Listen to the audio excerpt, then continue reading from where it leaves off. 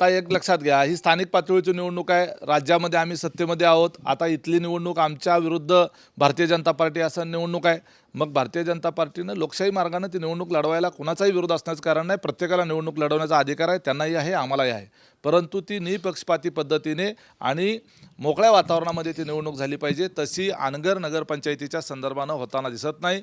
दहशत माजवून, गुंडागर्दी करून, रस्त्यावर गुंड लोक उभा करून उमेदवारी अर्ज भरायलाच माणसं येणार नाहीत. ऑनलाईन अर्ज भरला तरीसुद्धा त्या ठिकाणी AB फॉर्म जो आहे तो प्रत्यक्ष कार्यालयामध्ये जाऊन द्यावा लागतो. तिथं रजिस्टरवर सही करावं लागते. नाहीतर अजून पसरवतील असं की ऑनलाईन अर्ज भरल्यानंतर तिथं जायची काय गरज आहे. ऑनलाईन अर्ज भरल्यानंतर सुद्धा त्या ठिकाणी कार्यालयामध्ये जाऊन उमेदवारांनी स्वतः त्या ठिकाणी AB फॉर्म सबमिट करायचा असतो. त्याकरता तिथं जावंच लागतं. म्हणजे त्या कार्यालयातच नाही आलं उमेदवार तर यांची निवडणूक बिनविरोध होणार.